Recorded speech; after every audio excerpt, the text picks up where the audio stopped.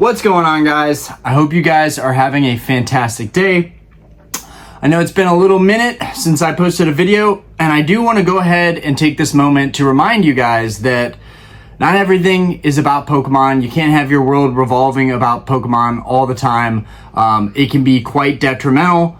And just hear me out here. I just spent the weekend in Asheville with my family, and I really took some time away from looking at cards, talking about cards, thinking about sets, thinking about content, and it was amazing. I mean, what it did for me, I can't even quantify. Like, no amount of making videos or how well my channel is done or how well my businesses are doing or the bar is doing, no amount of that success will give me the experience and the feeling that I had just relaxing, being in the mountains, getting fresh air, spending time with my daughter and Diana, and just having a really, really good family experience. That was amazing, and I'm just taking a moment to urge you guys to take a step back occasionally. If you are like me and you hyper focus on the next best thing and your collection goals, it's okay to take a step back and relax from that. And I've said that a couple times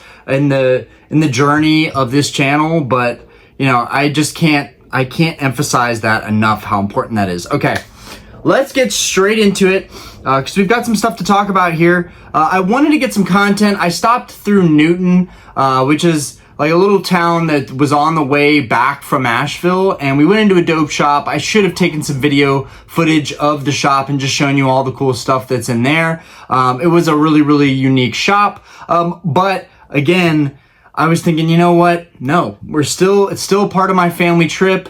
You know, I'm not taking video stuff. I'm just spending time with them, but I stopped through the shop just to see what they had. I am trying to pick up 2 empty vintage booster boxes, the last 2 boxes that I need to complete the vintage booster box wall. And it is an EX Dragon box and an EX Emerald box. So I'll just pick that up the next family trip that we do, probably in the next like 2 weeks.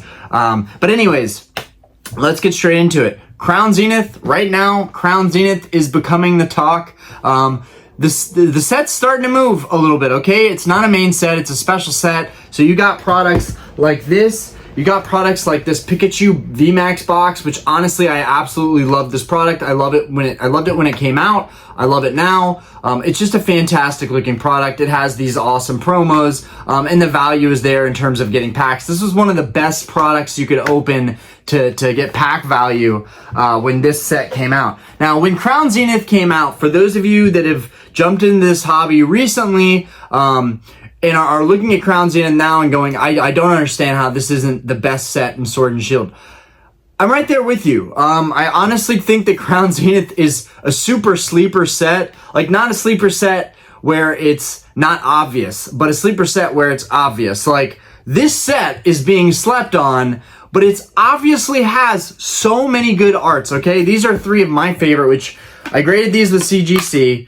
We're not going to talk about that. All I'm going to say is they came back, good grades, but looking at them now, I feel like I appreciate the cards more out of the slab than in the slab. But I'm going to keep them as CGC just as a reminder that there was a time that I graded with CGC, and we got some good grades back, and these are some of my favorite cards in this set.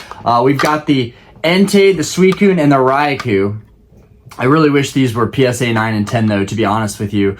But hey, you know, I'm going to keep these in my collection because you never know. Maybe I expand and I start regularly collecting CGC slabs. We'll see. So I'm going to keep them around for now because honestly, the quality of these slabs is great. But yeah, these are some of my favorite cards out of the set. They're absolutely stunning, particularly Suicune.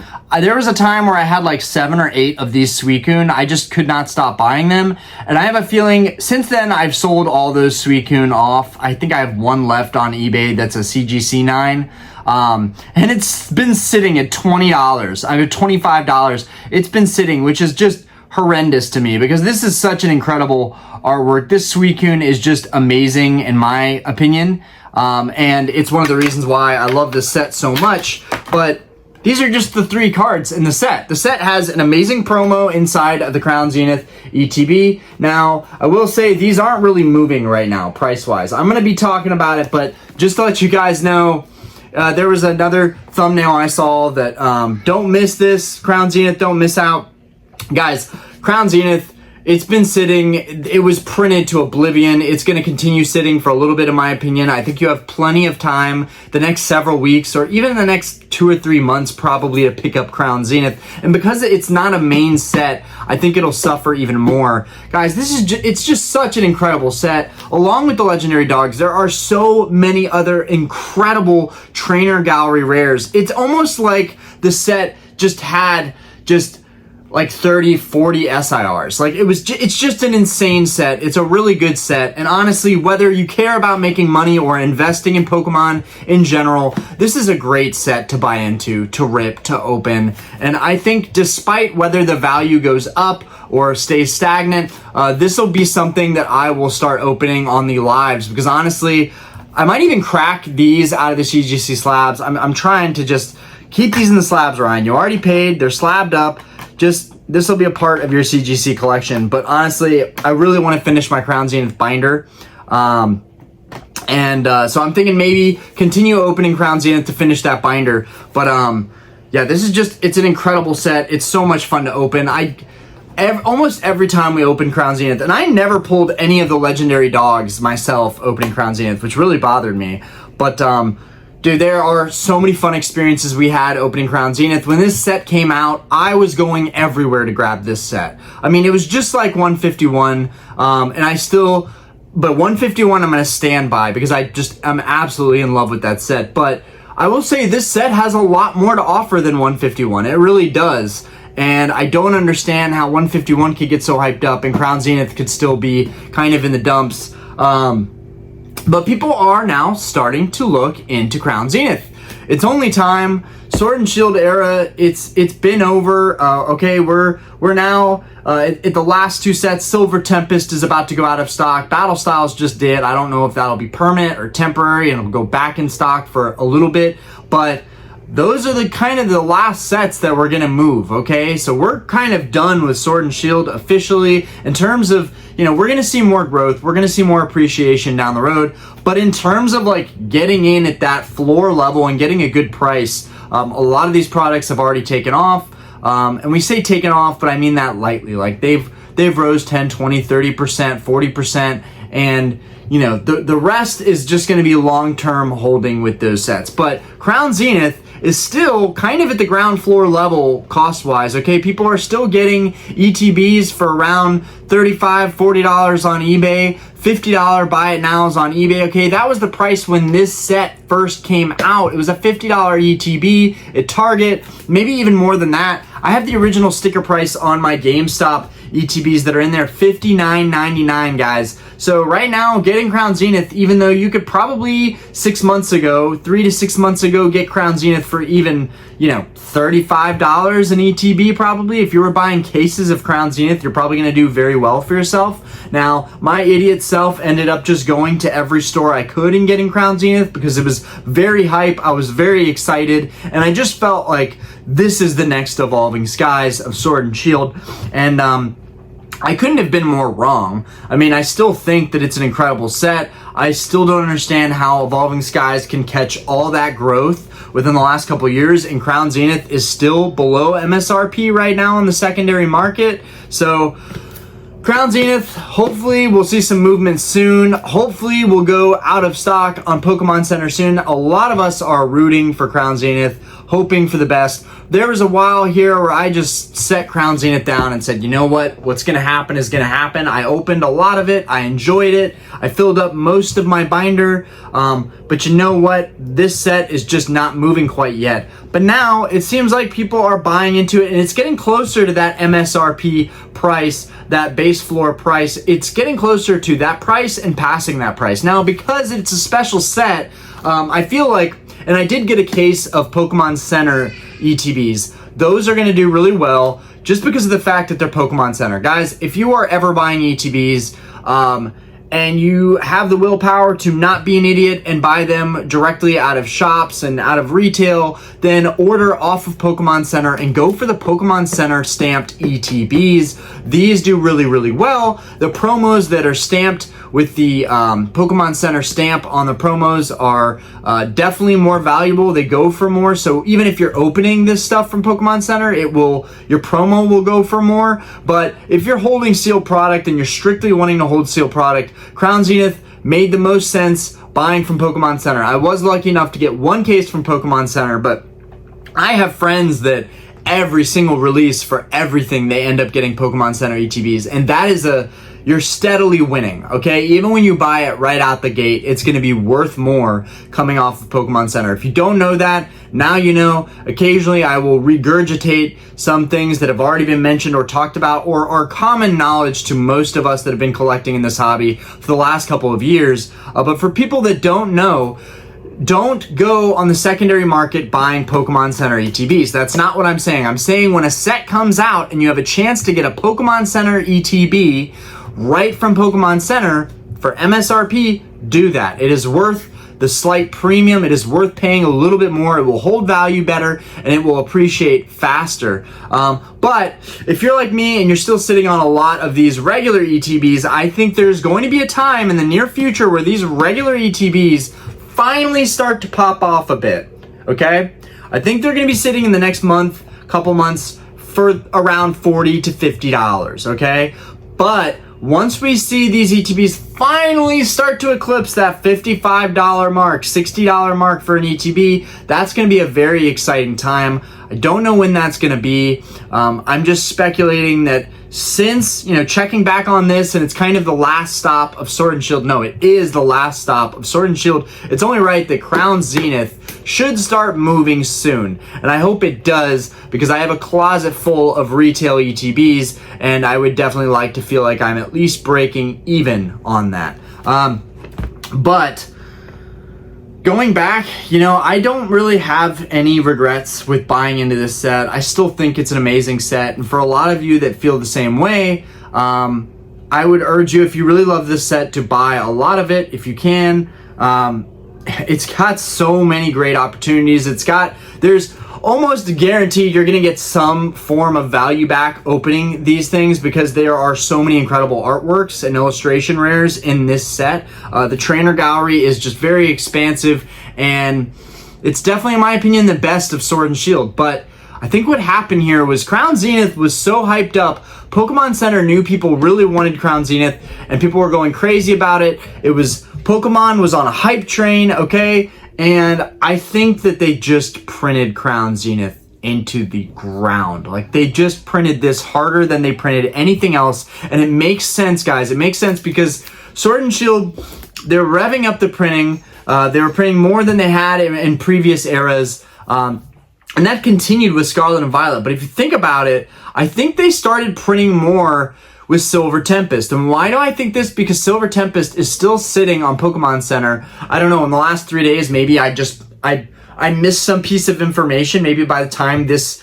video goes up, Silver Tempest will be sold out on Pokemon Center, but it should definitely be sold out already with all the other sets that are selling out. But I think at that time when Silver Tempest came out, it was another set where they were like, people are going to want this set. It's got Lugia in it. Let's print this like crazy. Some of my friends, their favorite alternate art is the Lugia alternate art.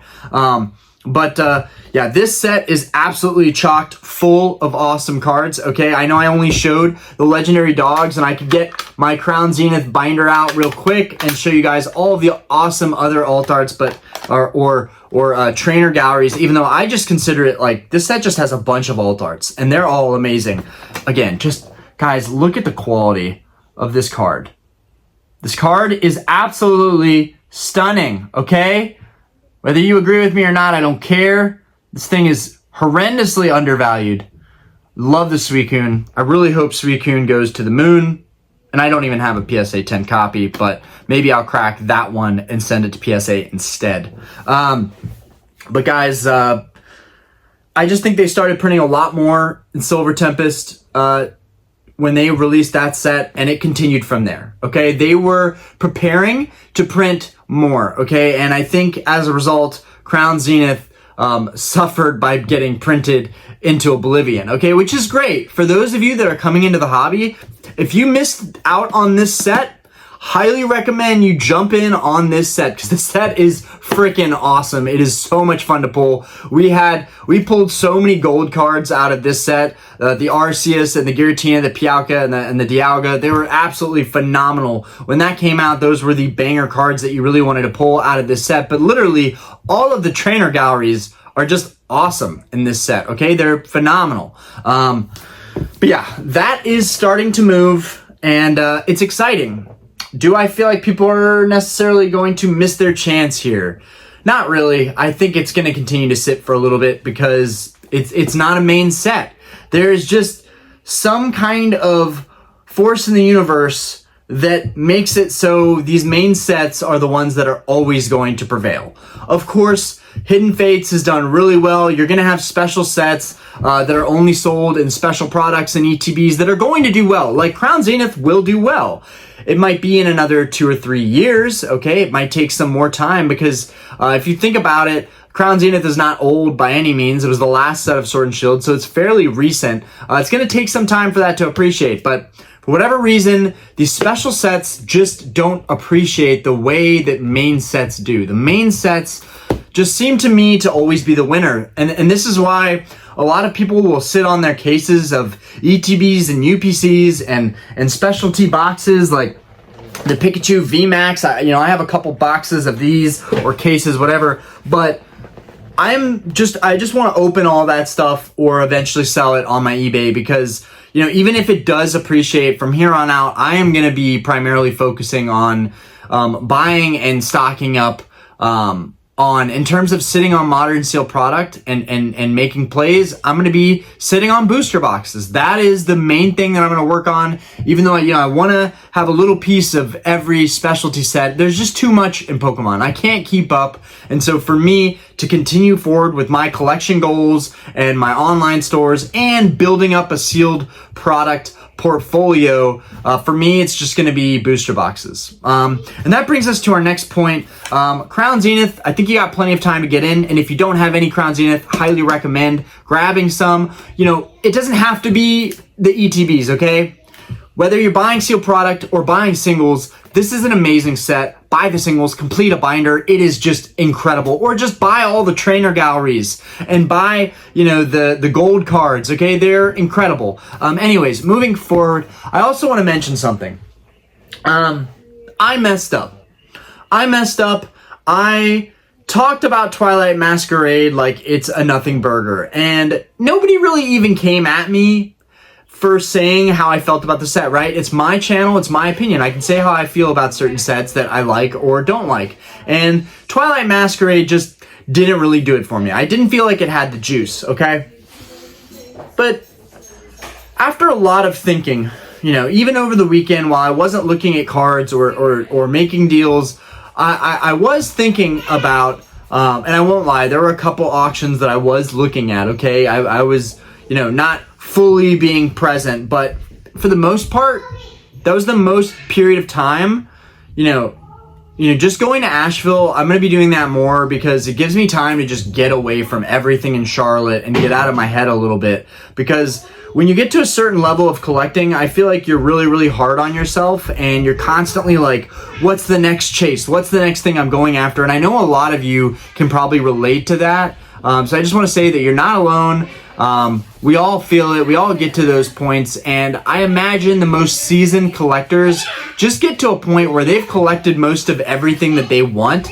And so they kind of cool down, right? They're like, this stuff's out there. I'm going to find it again. That's kind of how I feel with a lot of the cards that I have now and a lot of the theme decks that I've collected. It's like, okay, I own all this stuff now. Now when I see it pop up on eBay, it's not like, oh, I have to have that. It's kind of like, this is interesting. I'm just going to watch this. But, that I feel like that comes with time. You get used to seeing all these cards over and over again. You eventually become somewhat numb to them, right? And I feel like that just comes with time. When you're coming into the hobby, it's just you get inundated by all the stuff and it's overwhelming. But anyways, going back to me kind of talking about Twilight Masquerade and just Scarlet Violet sets in general. right? It's really easy to dog on Scarlet and Violet, and I was definitely one of those people that had dogged on it. But one thing I'm realizing now that's just kind of inevitable is that this is an era that kids are growing up in, and they're going to remember Scarlet Violet fondly. If they liked Pokemon, if they collected with their friends or family or whatnot, when I was at the playground, this has happened on several occasions now. I've been at the playground at the park with my daughter, and there are other kids her age, and they've got binders. These kids have binders, and I've talked about this before, but I just can't get it out of my head because I've actually seen it now.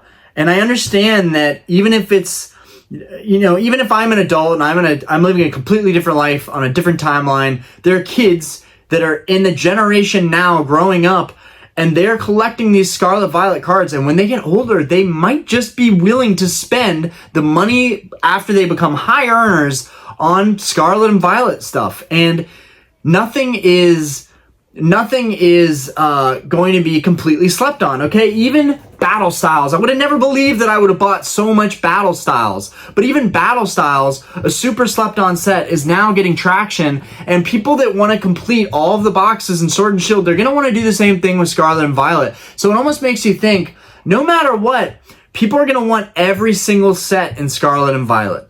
And again, Paldean Fate's a great set, but it's a special set. So again, even though that's a great set too, I think that the main sets in Scarlet and Violet are the things that people should really be focusing on if they're going to try to invest in Scarlet and Violet. And we're going to do this whole thing over again with Sword and Shield with Scarlet and Violet. And honestly, when Crown Zenith starts moving, I'm going to expect that Scarlet and Violet base, or no, not Crown Zenith, when, oh God, I'm totally out of it. When, not Crown Zenith starts moving, when, well, actually, yeah, when Crown Zenith starts moving, the end of the Sword and Shield era, I was also in my head thinking when Scarlet and Violet ends, Scarlet Violet base is going to be one of the first sets that starts moving, and people sleep on Scarlet Violet base. It's $500 for a case on eBay. That price may have changed recently, but last I looked, it was $500 a case, and I was telling myself, I know that there's other sets with a lot of other growth and value, but I like to look at the contrarian plays of the sets that no one really cares about moving forward. Those are the sets that I want to look at, and Scarlet and Violet base seems like it's that set. It's the first one after Crown Zenith. It's the beginning of Scarlet Violet era. It's kind of historical. It's the end of the yellow borders and the beginning of the silver borders. It's got great cards in the set. And it's just the cheapest option right now. It's the cheapest option right now.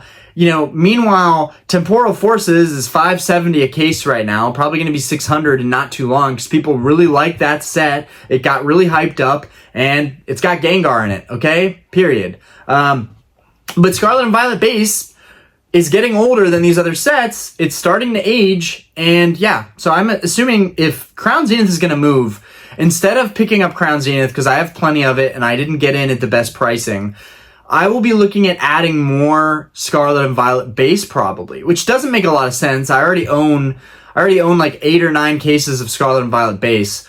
But I'm just thinking in terms of like value, okay? Battle Styles is working out. Now I can let that start to run its course. Scarlet Violet base.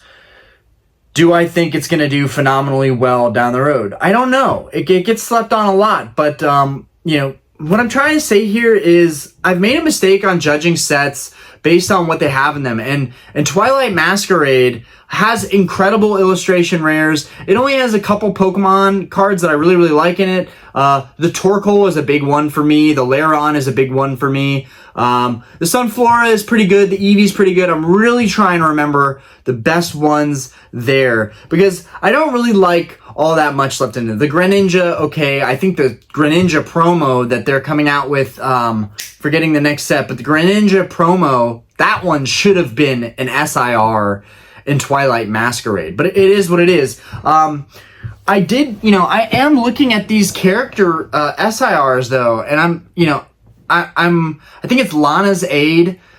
I'm probably getting that wrong, but it's got Corphish in it. And even though when I initially looked at the set, I said, nah, I don't really care about this. Initially looking at the set, now as I look at it closer and look at it again, it's like I've said in the past, some of these sets just end up growing on me. And I don't know why, I can't explain it, but I love Corefish. And so that card with Corefish in it, where he's in the river, I don't even know if I said it right, Lanazade, it's probably not even what it's called. But the Corefish is chilling in the water, and I love Corefish, and I love that card. And it's made me realize that there's got to be something in every one of these sets for everybody. There's got to be something for everybody. They're really, really good at diversifying these sets and all the illustration cards and the SIRs. And they're doing something, they know better than anybody else what people like. And people clearly must like waifu. They must like character, the trainer, rare, SIRs. They must like that stuff because it seems to be trending. It seems to be doing well. So what I need to realize is just because I don't appreciate a set that much does not mean that the set is not going to perform well in the long run. And so what I'm trying to say here, guys, is simply I'm wrong. And I'm willing to admit that, okay, I'm still learning. And I think that all of the Scarlet Violet sets have potential. Obsidian Flames is probably the one that I think is on the weaker side, just because it's, the only thing I can think of is that Charizard. But I'm sure even Obsidian Flames has some awesome cards in there, okay? Every set has SIRs. It's got illustrations. It's got trainer cards, trainer SIRs. Like, every set has something. There's so much diversity in the Pokemon sets moving forward.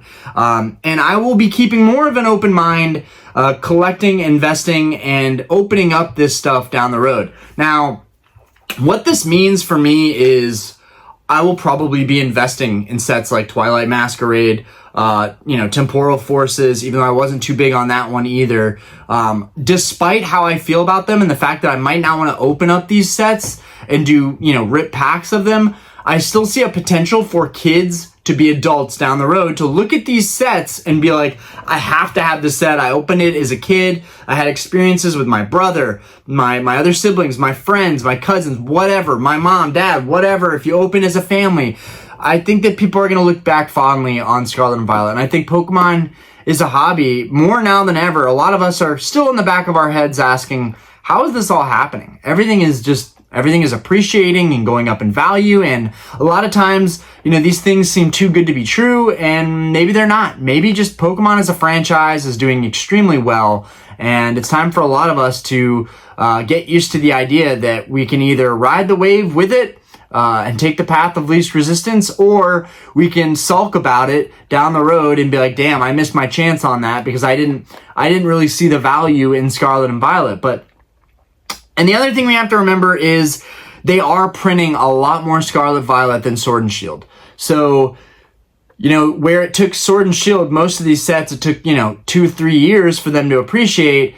It might take Scarlet Violet 4 or 5 years to appreciate.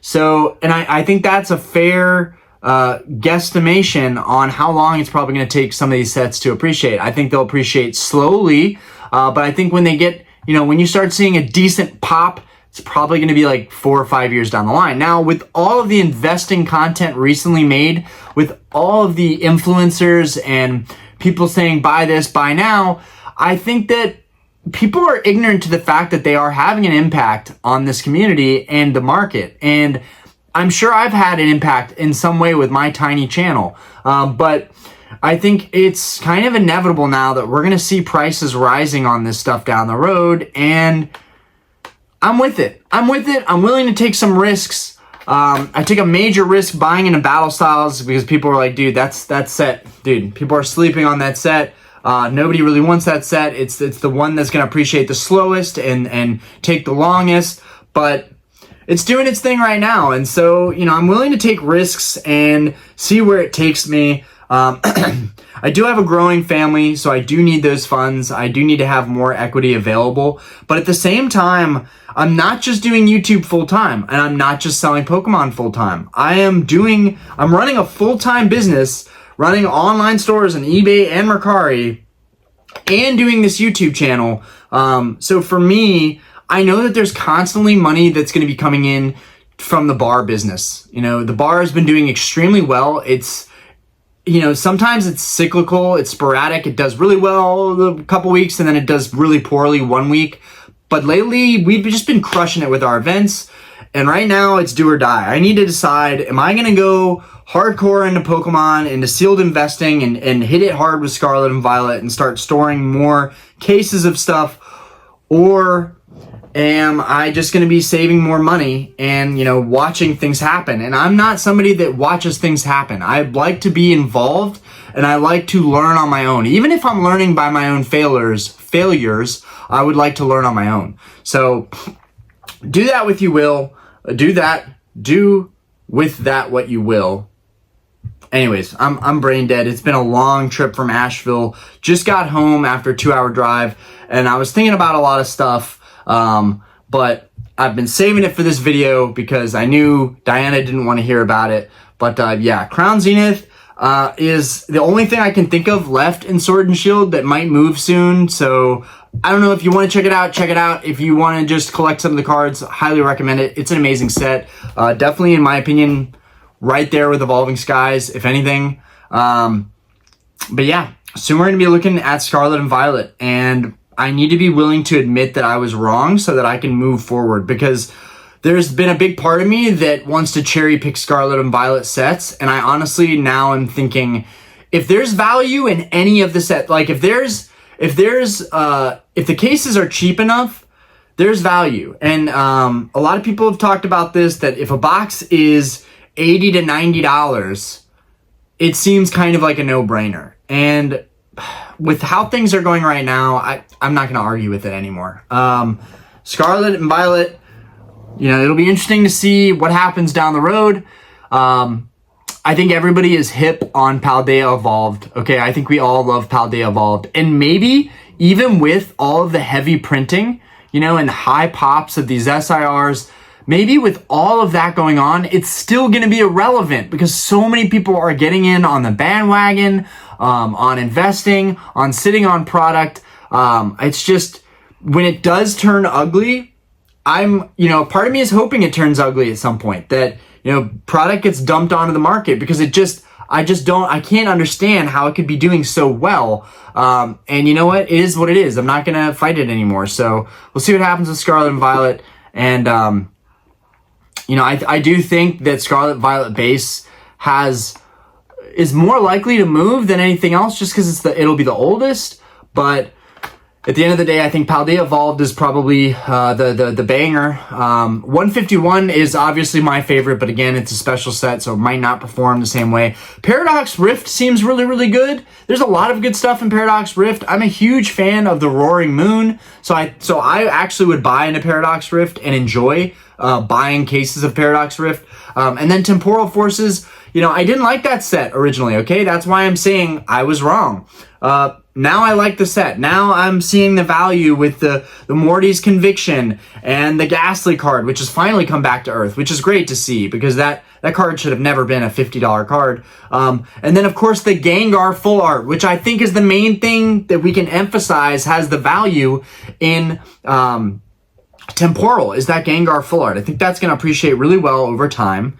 And then, of course, there's Twilight Masquerade, which is definitely one of my least favorite sets. It might be my least favorite set. But even so, there is value there. And as long as the price isn't crazy on buying it by the case, as long as it's not like Temporal, where it kind of shoots up in price right after release, I'd be okay to buy some cases, even of a set like Twilight Masquerade that I don't really think has the juice. Now, for you guys that are watching this and saying, Orion, I'm not going to buy a case of every set. I'm just not going to. I think it's good to diversify, but I also love putting all my eggs in one basket. I do a little bit of both. Clearly, with Battle Styles and Scarlet and Violet base, I put a lot of my eggs in those baskets, mainly because the value was there and it was cheap.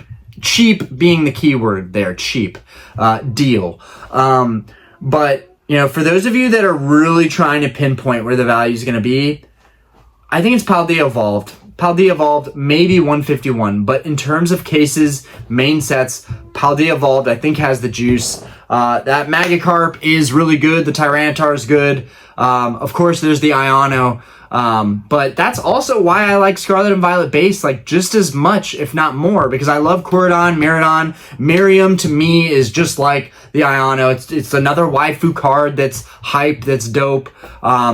And it was the beginning of a new era. So I think it does hold some weight, but we'll see. If I was an idiot, if I should have just put, you know, all of my eggs in one basket with the winner set, like Temporal Forces or Paldea Evolved. Those are probably the winners. But I want to try and diversify a little bit. So it'll be interesting to see if, you know, people are going to jump on the bandwagon. We're all going to start buying and investing in a Scarlet and Violet, so much so that we see it sell out sooner and we see prices on the secondary market start rising because we are creating kind of the inflated market. Anyways, a bunch of stuff on my mind. I'm just going off on tangents now. Anyways, peace out, guys. Appreciate you for watching. And I'm sorry I took a couple day break from making videos. It felt really good. I needed it, and now it's back to the grind. Anyways, peace.